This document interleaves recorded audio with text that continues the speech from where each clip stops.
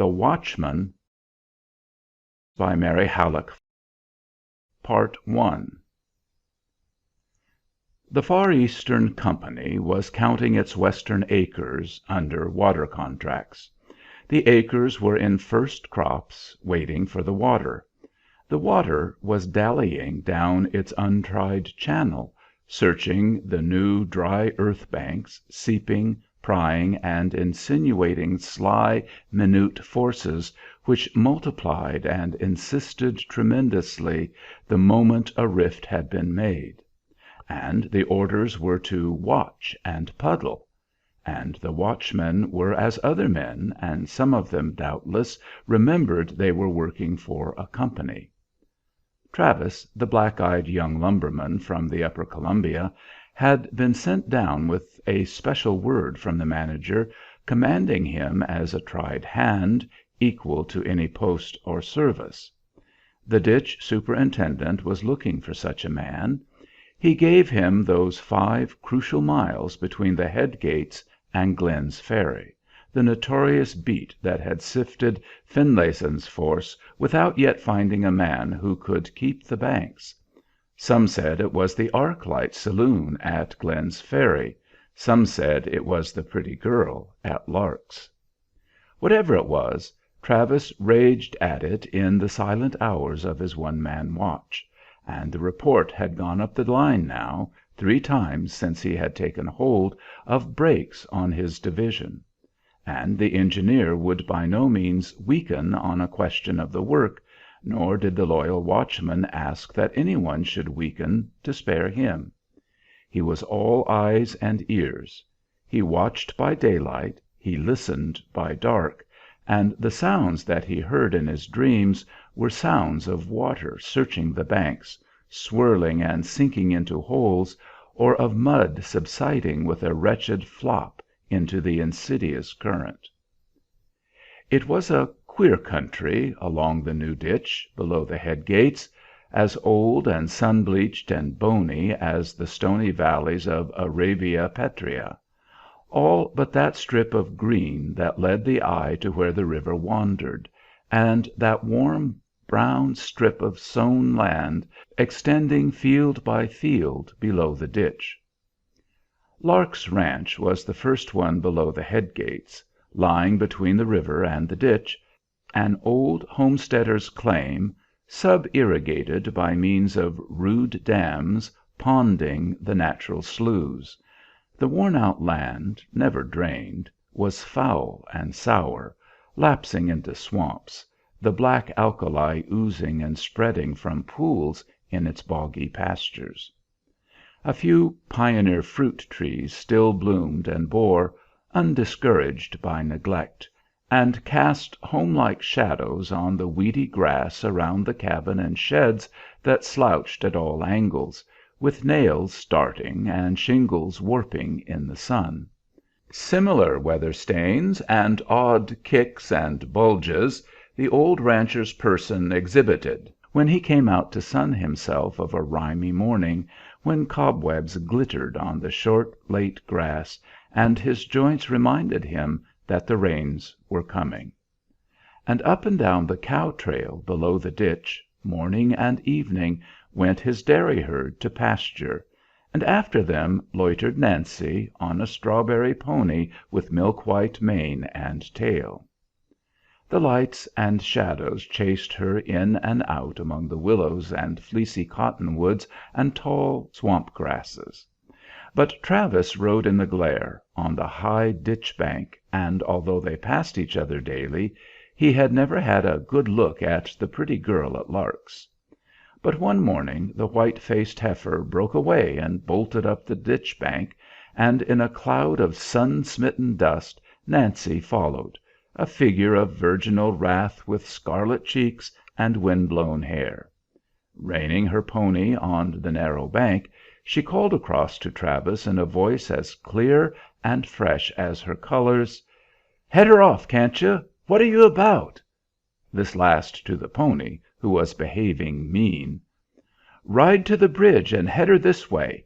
I can drive her up the bank." Travis responded. Nancy obeyed him and waited at the bridge while he endeavored to persuade the heifer of the error of her ways. The heifer was not easily persuaded, and Travis was wet to the waist before he had got her out.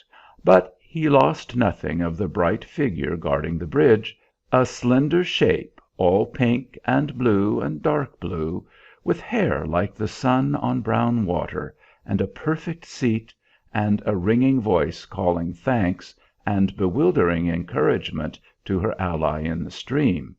And this was old Solomon's daughter.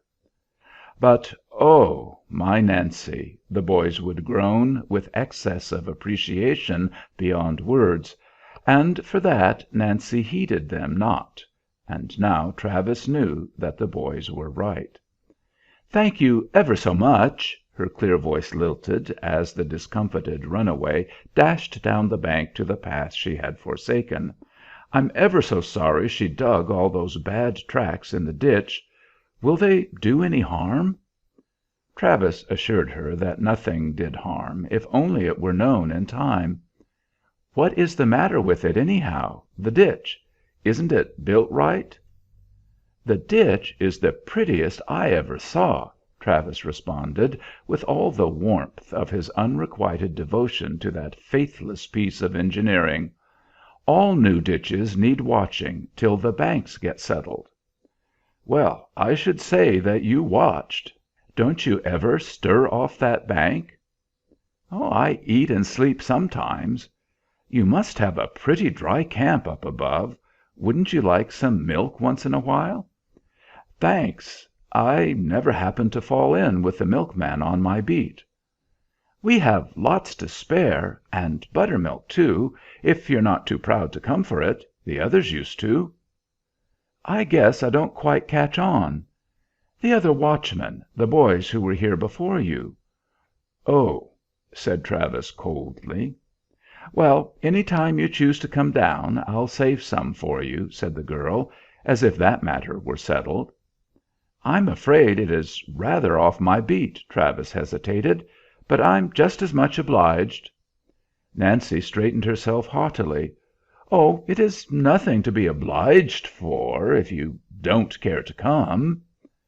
"I did not say I didn't care," Travis protested, but she was gone. The dust flew, and presently her dark blue skirt and the pony's silver tail flashed past the willows in the low grounds. "I shall never see her again," he mourned. "So much for those other fellows spoiling her idea of a watchman's duty. Of course, she thought I could come if I wanted to. Did she ask them, I wonder?" Nancy was piqued, but not resentful. The more he did not come, as evening after evening smiled upon the level land, the more she thought of Travis, alone in his dusty camp, alone on his blinding beat. The more she dwelt upon the singularity and constancy of his refusal, the more she respected him for it. So one day he did see her again. She was sitting on the bridge planks, leaning forward, her arms in her lap, her hat tipped back, a star of white sunlight touching her forehead.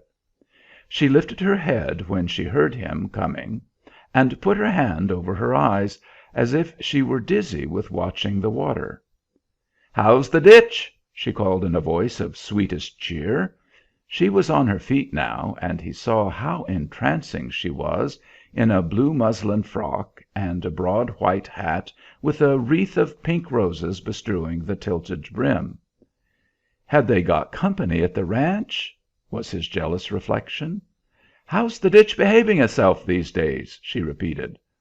"Much as usual, thank you," Travis beamed from his saddle. "Breaking as usual?" "Yes, it broke night before last." "Well, I don't believe it's much of a ditch, anyhow. I wouldn't fret about it if I was you. Don't you think I'm very good-natured after your snubbing me so? Here I've brought you a basket of apples, seeing you wouldn't spare time from your old ditch to come for them yourself. That in the napkin is a little pat of fresh butter." She lifted the grape leaves that covered the basket. "I thought it might taste good in camp." "Good! Well, I rather guess it will taste good. "See here, I can't ever thank you for this, for bringing it yourself." He had few words, but his looks were moderately expressive. Nancy blushed with pleasure. "Well, I had to, when folks are so wrapped up in their business. There, with Susan's compliments. Susan's the heifer you rounded up for me in the ditch. I know she made you a lot of work, tracking holes in your banks you're so fussy about. Do you really think it is a good ditch?" "I am positive it is." "Then, if anything goes wrong down here, they will lay the blame on you?" "They are welcome to. That's what I'm here for." Nancy openly acknowledged her approval of a man that stood right up to his work and would take no odds of any one. "The other boys were always complaining and saying it was the ditch. But there, I know it is mean of me to talk about them." "I guess it won't go any further," said Travis dryly. "Well, I hope not. They were good boys enough, but pretty trifling watchmen, I shouldn't wonder." Travis had nothing to say to this, but he made a mental note or two.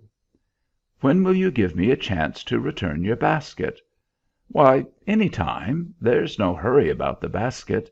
Have you any regular times?" He looked away, dissembling his joy in the question, and answered as if he were making an official report.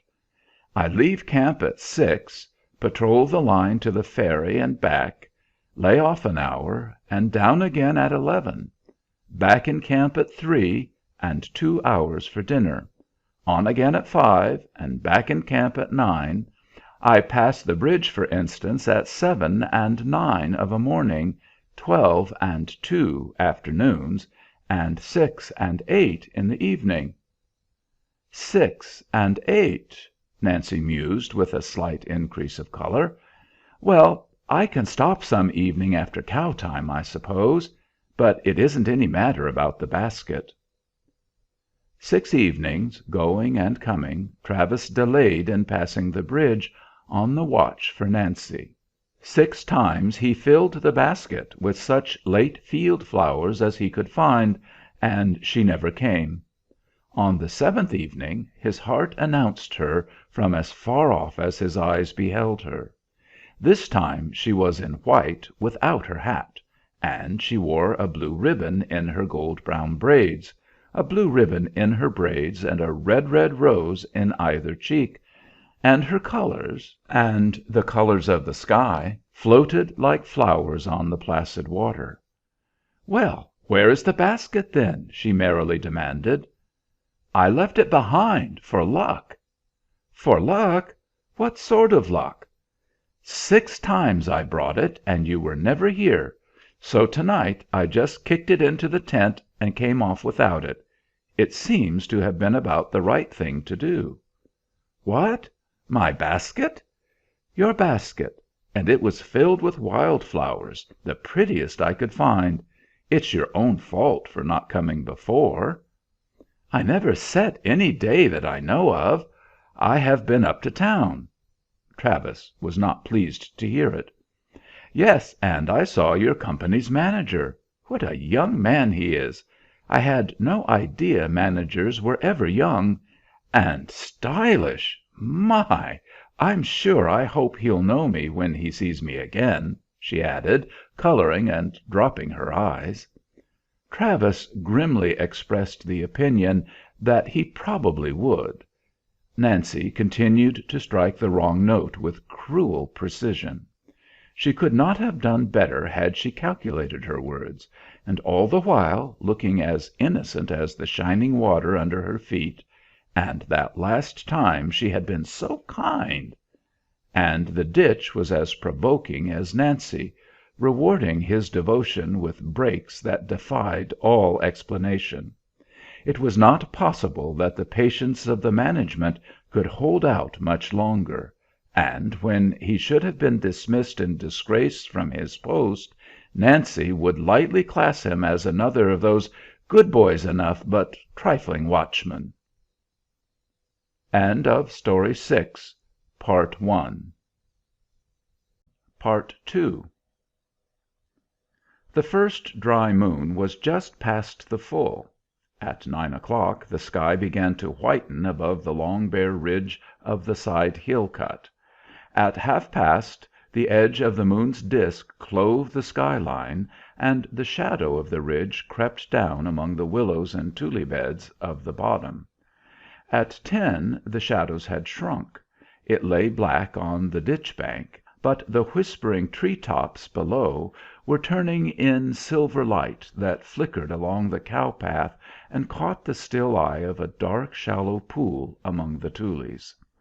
Nancy had chosen this night for a stroll to the bridge, where Travis might be expected to pass any time between 8 o'clock and moonrise. Instead of Travis came a man whom she recognized as one of the watchmen from a lower division. He saluted her, after the custom of the country, claiming nothing on personal grounds but the privilege to look rather hard at the girlish figure silhouetted against the water. It was yet early enough for sky gleams to linger on still pools, or to color the wimpling reaches of the ditch. Nancy was disappointed. She had not come out to see a strange rider passing on Travis's gray horse. Her little plans were disconcerted. She had waited for what she considered a dignified interval before seeming to take cognizance of her watchman's hours. Now it appeared that the part of dignity might be overdone. Had Travis been superseded on his beat? She was conscious of missing him already. Her walk home, through the confidential willows, struck a chill of loneliness which the aspect of the house did not dispel. All was as dark and empty as she had left it. Was her father still at work at those tedious dams? This had been his given reason for frequent absences of late, after his usual working hours; though why he should choose the dark nights for mending his dams, Nancy had not asked herself. Tonight she wanted him, or somebody, to drive away this queer new ache that made the moonlight too large and still for one little girl to wander in alone. She searched for him. He was in none of the expected places. The dank fields were as empty as the house. She turned back to the ditch. From its high bank she could see farther into the shadowy places of the bottom. Travis, meanwhile, had been leisurely pursuing his evening beat. He had overtaken one of his fellow watchmen on foot, walking to town, had lent him his horse for the last 2 miles to camp, and invited him to help himself to what he could find for supper, without waiting for his host. "It is a still night," said Travis. "I'll mog along slowly up the ditch, and put a little extra listening. It's at night the water talks." Long after the rider had passed on, the tread of his horse's hoofs was heard, diminishing on the hard-tamped bank. A loosened stone rattled down and splashed into the water. The wind rustled in the tule beds. Then all surface sounds ceased, and the only talker was the ditch, chuckling and dawdling like an idle child on its errand, which it could not be persuaded to take seriously, to the desert lands. Travis came to the ticklish spot near the bridge, and stopped to listen. Here the ditch cut through beds of clean sand, where the water might sink and work back into the old ground, the sand holding it like a sponge, till all the bottom became a bog, and the banks sank in one widespread general washout. The first symptoms of such deep-seated trouble would be the water's motion in the ditch, whirling round and round as if boring a hole in the bottom. Travis laid his ear to the current, for he could judge of the water's movement by the sound. All seemed right at the bridge, but far up the ditch he was aware of a new demonstration. He listened a while, and then walked on with long, light steps and gained upon the sound, which persisted, defining itself as a muffled churning at marked intervals, with now and then a wait between. The prodding was of some tool at work under water, at the ditch bank.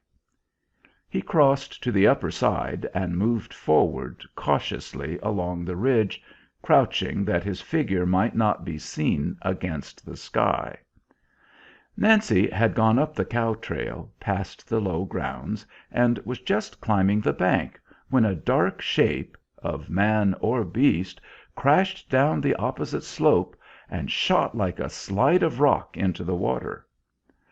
A half-choked cry followed the plunge, then ugly sounds of a scuffle under the ditch bank, men breathing hard, sighing and snorting, and somebody gasped as if he were being held down till his breath was gone. "Get in there, you old muskrat! You shall stop your own brakes if it takes your cursed carcass to do it. Now then, have you got your breath?" Nancy stayed only to hear a voice that was her father's, convulsed with terror and the chill of his repeated duckings, begging to be spared the anguish of drowning by night in 3 feet of ditch water. "Mr. Travis," she screamed, "you let my father be, whatever you are doing to him. Father, you come right home and get on dry clothes." Travis was as much amazed as if Diana with the moon on her forehead had appeared on the ditch bank to take old Solomon Lark under her maiden protection; but no less he stuck to his prize of war. "Your father hasn't time to change his clothes just yet, Miss Nancy. He's got some work to do first." "Who are you to be setting my father to work? Let go of him this minute. You are drowning him. You are choking him to death," sobbed the frantic girl. The shadow fortunately withheld the details of her father's condition, but she had seen enough. Had Travis been drinking? Was the man bereft of his senses? He was quite himself apparently, hideously cool yet roused, and his voice cut like steel. "You had better go home, Miss Nancy, and light a fire and warm a blanket for your father's bed. He'll be pretty cold before he gets through with this night's work." After this cruel speech he took no more notice of Nancy, but leaped upon the ditch bank and began hurling earth in great shovelfuls, patting the old man on the head with his cold tool whenever he tried to clamber up after him. "You'd better not try that!" he roared in a terrible voice that wounded Nancy like a blow. "Get in there now! Puddle, puddle, or I'll have you buried to the ears in 5 minutes." It was shocking, hideous, like a horrible dream. The earth rattled down all about Solomon, and frequently upon him. The water was thick with mud, and the wretched old man tramped and puddled for dear life, helping to mend the hole which he had secretly dug where no eye could discover, till the water had fingered it and enlarged the mischief to a break. It was the work of vermin, and as such Travis had treated his prisoner. Nancy felt the insult as keenly as she abhorred the cruelty. She fled, hysterical with wrath and despair at her own helplessness. But while she made ready the means of consolation at home, her thinking powers came back, and between what she suspected and what she remembered, she was not wholly in the dark as to the truth between her father and Travis.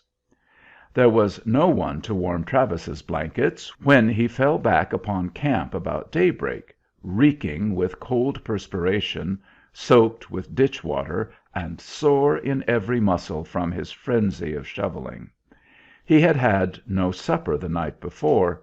His guest had eaten all the cooked food, burned all his light wood kindlings, and forgotten to cover the bread pail, and his bread was full of sand. He didn't think much of those tenderfeet who called themselves ditchmen, on the lower division where there was no work at all to speak of. He began, worse comfort, to consider his police work from a daughter's point of view. Alas for himself and Nancy! His idyll of the ditch was shattered like the tender sky reflections that bloomed on its still waters and vanished when the waters were troubled. His own thoughts were as that roily pool where he had ducked the old man in the darkness. He overslept himself, after thinking he should not sleep at all, and started down his beat not until noon of the next day. Halfway to the bridge on the ditch bank he met Nancy Lark.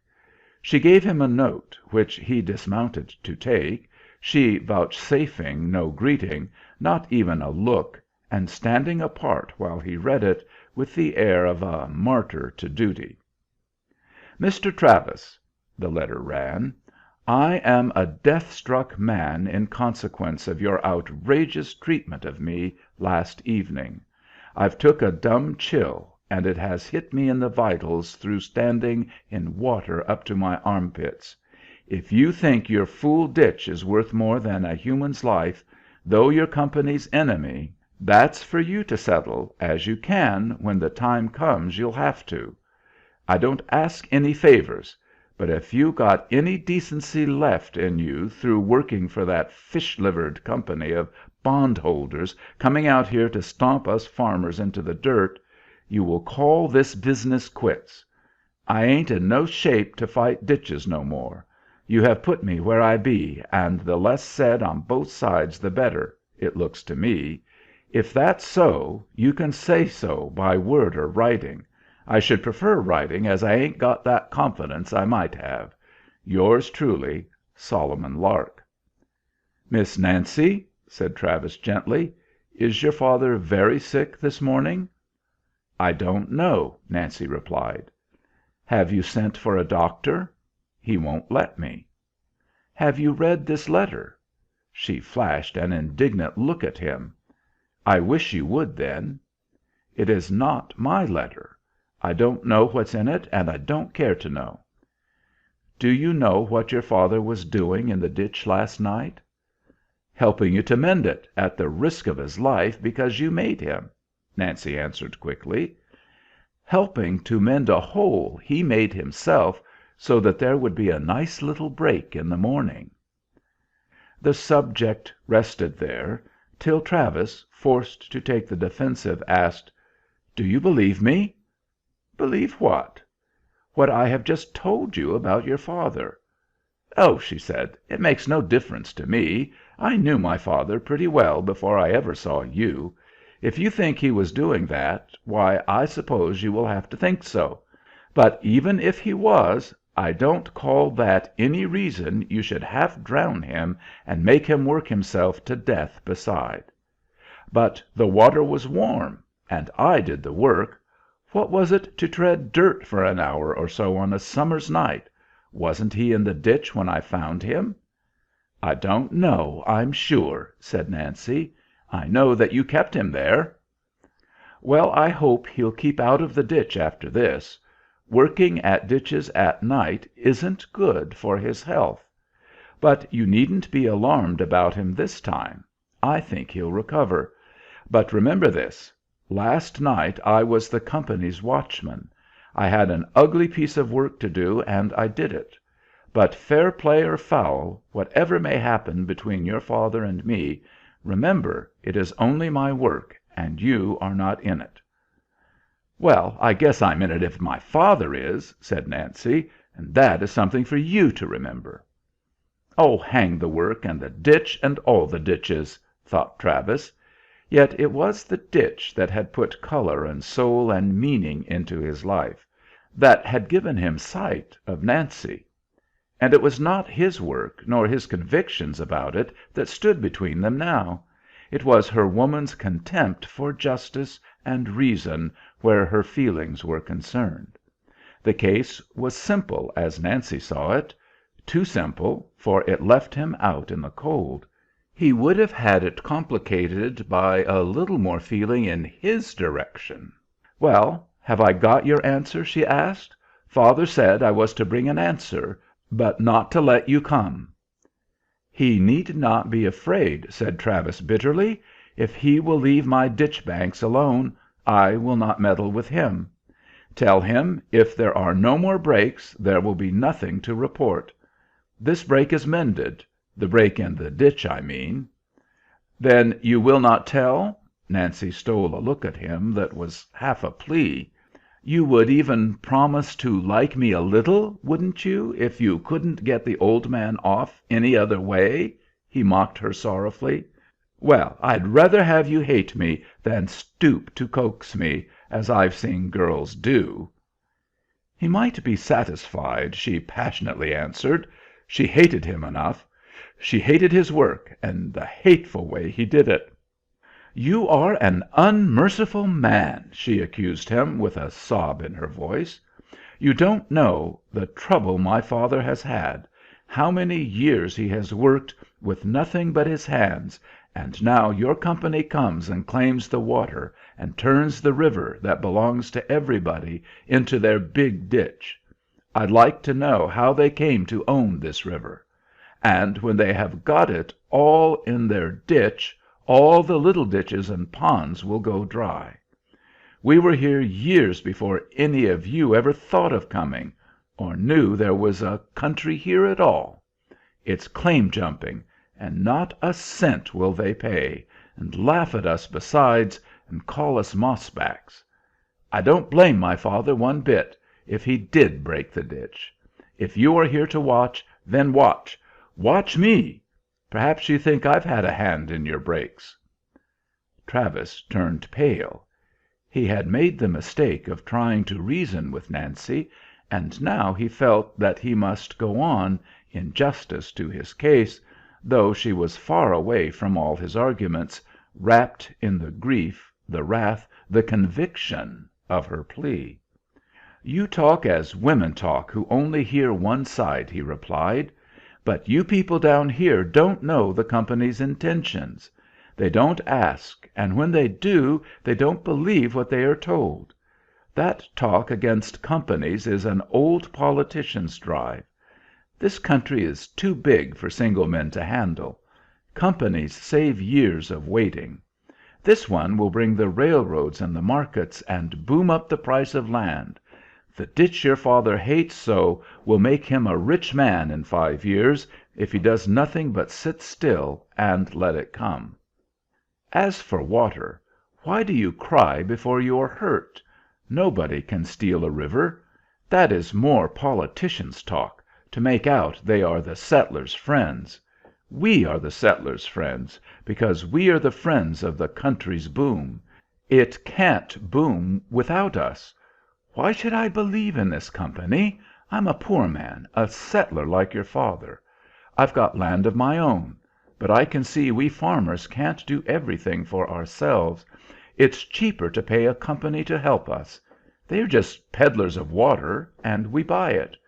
Who owns the other, then? Don't we own them just as much as they own us? Come, if you can't feel it so, leave hating us at least till we have done all these things you accuse us of. Wait till we take all the water and ruin your land. Most of these farmers along the river have got too much water. They are ruining their own land. So I tell your father, but he thinks he knows it all.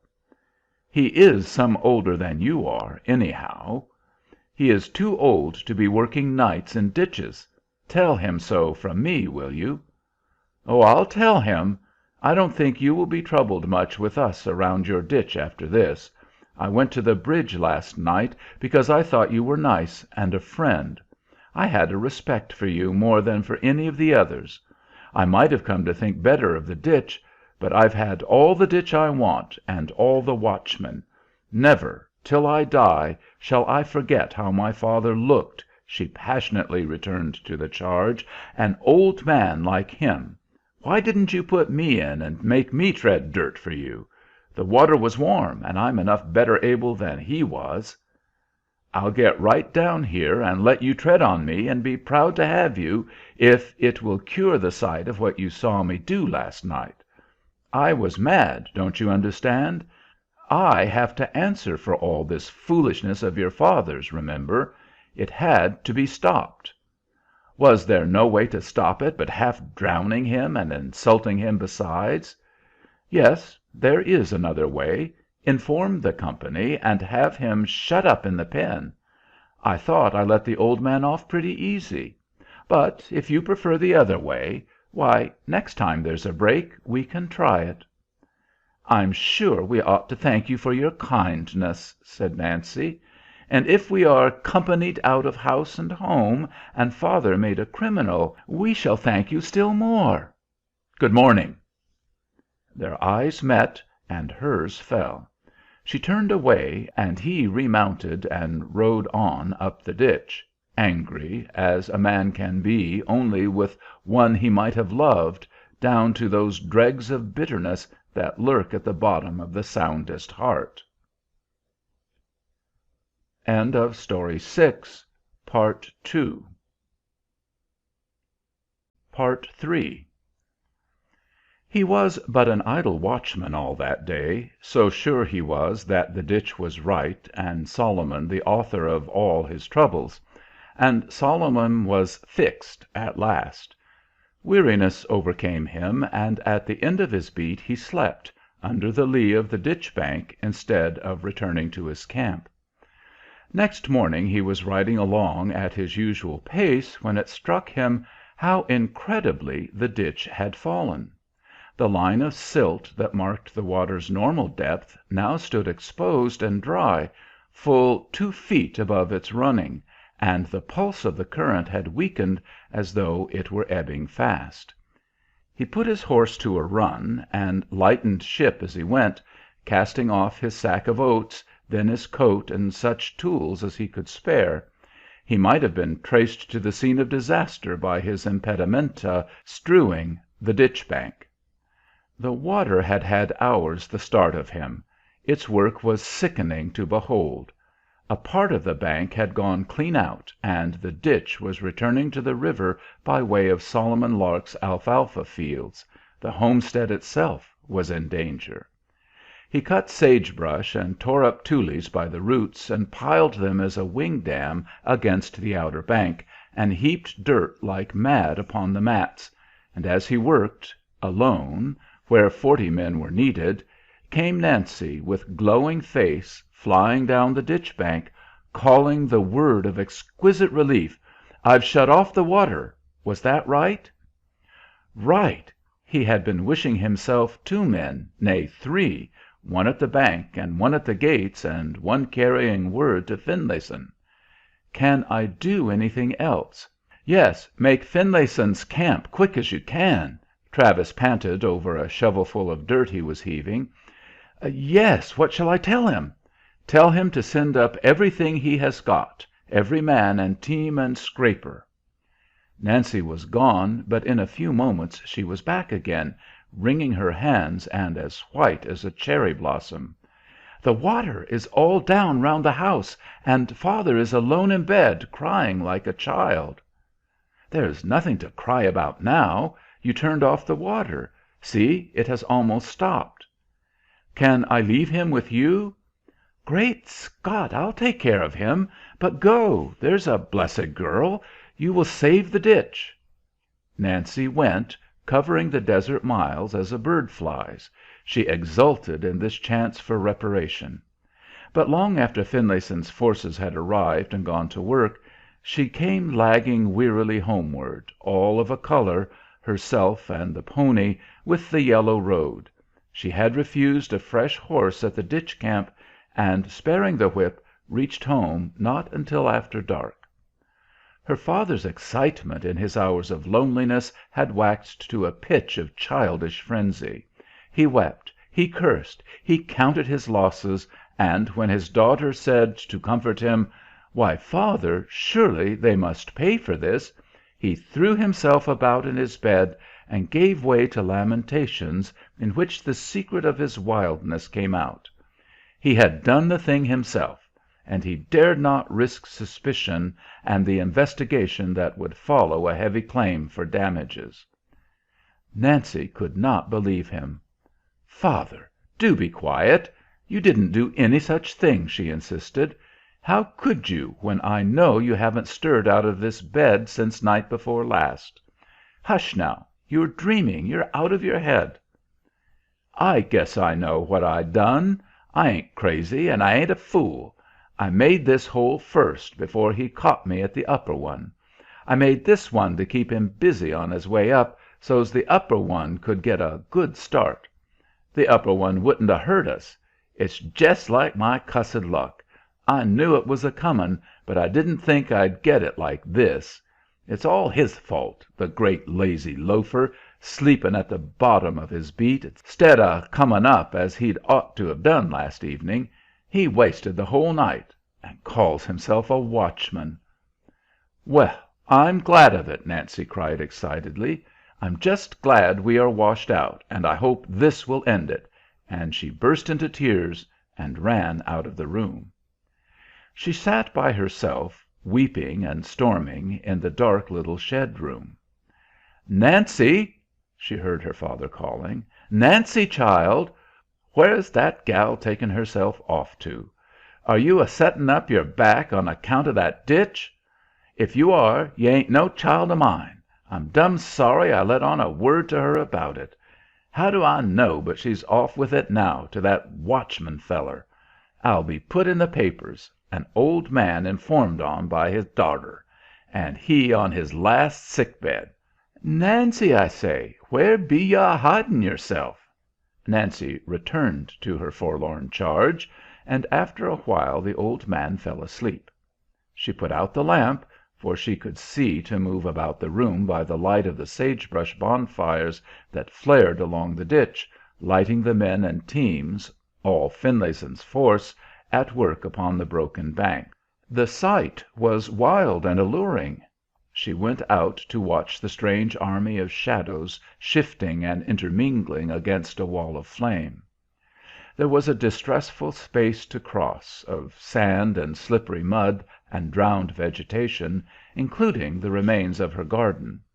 The look of everything was changed. Only the ditch bank against the reddened sky supplied the usual landmark. Its crest was black with shovelers, and up and down in lurid light climbed the scraper teams, climbed and dumped and dropped over the bank to climb again, like figures in a stage procession. There was a bedlam roar and crackle of pitchy fires, rattle of harness, clank of scraper pans, shouts of men to the cattle, oaths and words of command. And this would go forward unceasingly till the banks held water. And what was the use of contending? Nancy felt bitterly the insignificance of such small scattered folk as her father, pitiful even in their spite.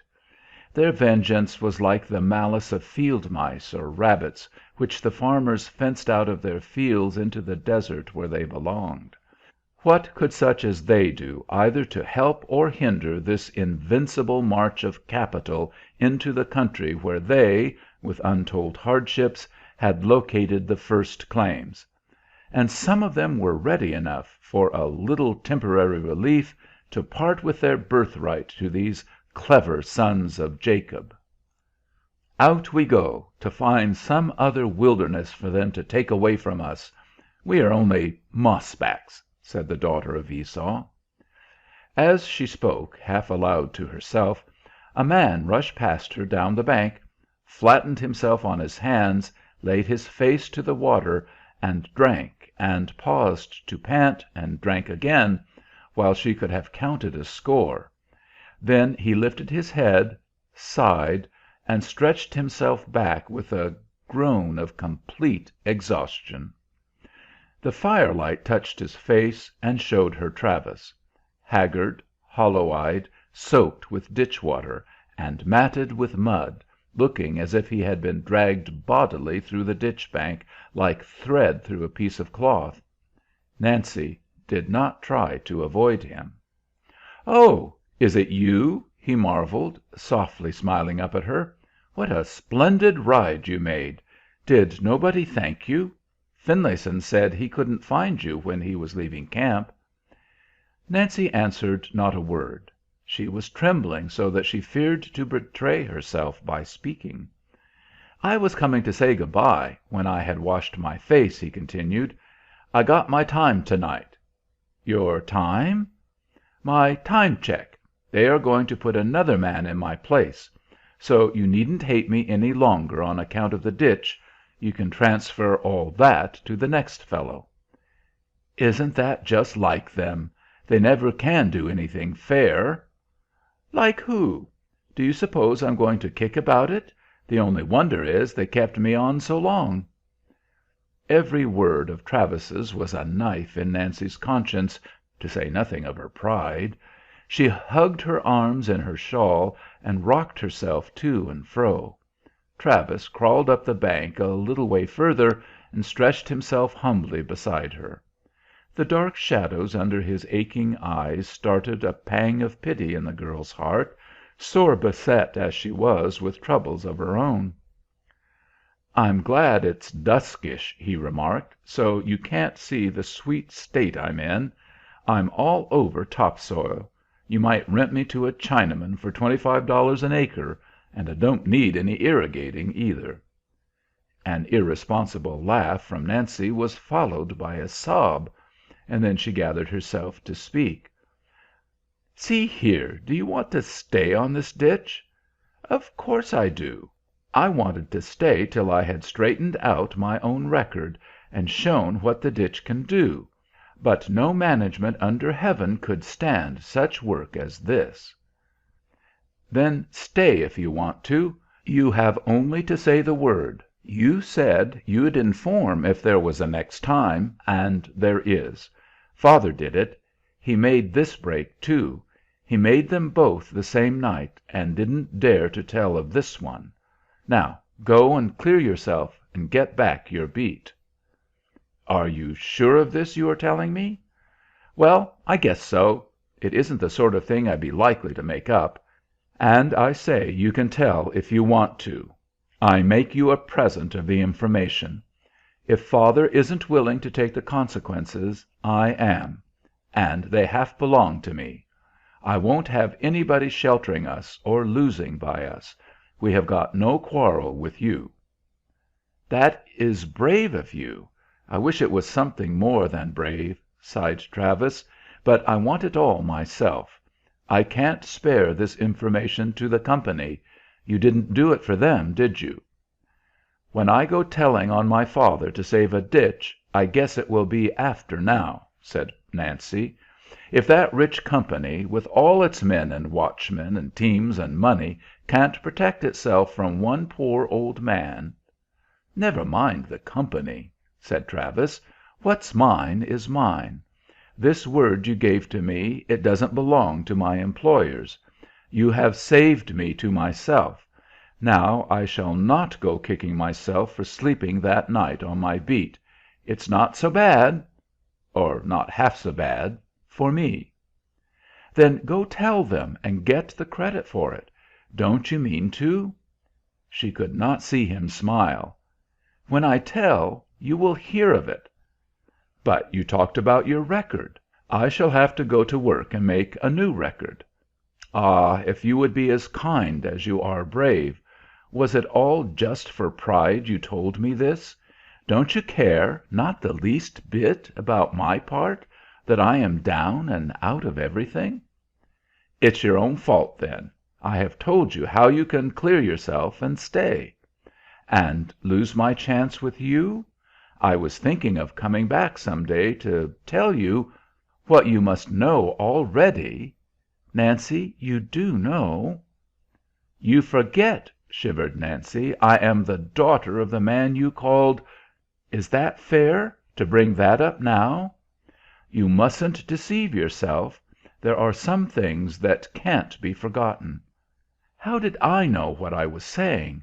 A man isn't always responsible." "I heard you," said Nancy. "There are things we say when we are raging mad at a person, and there are things we say when we think them the dirt under our feet. You kept him down with your dirt shovel, and you called him—what I can't ever forget." "And this is the only hitch between us?" "I should think it was enough. Who despises my father despises me." "But I do not despise him," Travis did not scruple to assert. "The quarrel was not mine, and I'm not a ditch man any longer. I will apologize to your father." "Oh, I know it cost you nothing to apologize. You don't mind father, an old man like him. You'd take him in and give him his meals and pat him on the head as you would the house dog that bites because he's old and cross. Well, I'll let you know I don't want you to forgive him and apologize and all that stuff. I want you to get even with him." "Be satisfied," said Travis. "The only count I have against your father is through his daughter. There is no way for me to get even with you, and when you have spoiled a man's life just for one angry word—" "Not angry," she interrupted. "I could have forgiven you that." "For one word, then. And you call it square when you have given me a piece of information to use for myself against you. I will go back now and go to work. They can't say I haven't earned my wages on this beat." He looked down at her, longing to gather her with all her thorny sweetness to his breast, but her attitude forbade him. "Can't we shake hands?" he said. They shook hands in silence, and he went back and finished the night in the ranks of the shovelers, to work well, to love well, and to get his discharge at last. Yet Travis was not sorry that he had taken those 5 miles below Glenn's Ferry. He had found something to work for. The company's officials marveled, as the weeks went by, that nothing was heard of Solomon Lark. He had ever been the sturdiest beggar for damages on the ditch. If he lacked an occasion, he could invent one. He was known to be a fanatic on the subject of the small farmers' wrongs. Yet now, with a veritable claim to sue for, the old Protestant was dumb. Had Solomon turned the other cheek? There were jokes about it in the office. They looked to have some fun with Solomon yet. In the early autumn the joking ceased. There was a final reason for the old man's silence. Solomon was dead. His ranch was rented to a Chinese vegetable gardener who bought water from the ditch. The company, through its officials, was disposed to recognize this unspoken claim that had perished on the lips of the dead. They made an estimate and offered Nancy Lark a fair sum in consideration of her father's losses by the ditch. It was unusual for a company to volunteer a settlement of this kind. It was still more unusual for the indemnity to be refused. Nancy declined, by letter first. Then the manager asked her to call at the office. She did not come. He took pains to hunt her up at the house of her friends in town. He might have delegated the call, but he chose to make it in person, and was struck by an added dignity, a finer beauty in the saddened face of the girl whom he remembered as a bit of a rustic coquette. He went over the business with her. She was perfectly intelligent in the matter. There had been no misunderstanding. Why, then, would she not take what belonged to her?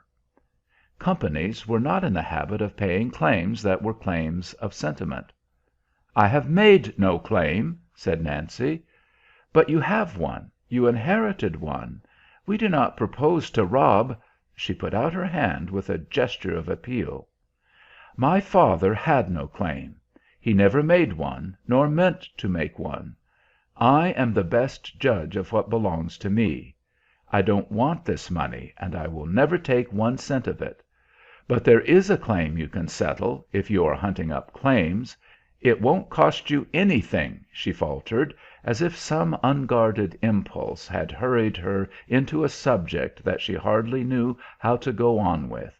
She moved her chair back a little from the light. "There was one of your watchmen on the Glenn's Ferry beat who lost his place on account of those breaks coming one after another." "Yes," said the manager. "There were several that did. Which man do you refer to?" The name, she thought, was Travis. Then, blushing, she spoke out courageously. "It was Mr. Travis. He was discharged just after the big break. You thought it was his carelessness, but it was not. I am the only one that can say so, and I know it. You lost the best watchman you ever had on the ditch when you took his name off your payroll. He worked for more than just his money's worth, and it hurt him to lose that place. Are you aware that he made the worst record of any man on the line? I don't care what his record was. He kept a good watch. It's no concern of mine to say so, she said. Trembling and red and white, the tears shining in her honest eyes, she persisted. He had his reasons for never explaining, and they were nothing to be ashamed of. I think you might believe me." "I do," said the manager, willing to spare her. "I will attend to the case of Mr. Travis when I see him. I do not think he has left the country. In fact, he was inquiring about you only the other day, in the office, and he seemed very much concerned to hear of of the loss you have suffered. Shall I say that you spoke a good word for him?" "You need not do that," she answered with spirit. "He knows whether he kept watch. But you may say that I ask as a favor that he will answer all your questions, and you need not be afraid to question him." Travis was given back his beat, but no more explicit exoneration would he accept. The reason of his reinstatement was not made public, and naturally there was gossip about it among other discharged watchmen who had not been invited to try again. Two of these cynic philosophers, popularly known as soreheads, foregathered one morning at Glenn's Ferry and began to discuss the management and the ditch. "Travis don't seem to have so much trouble with the water this year as he had last," the first ex-watchman remarked. "Used to get away from him on an average once a week, so I hear."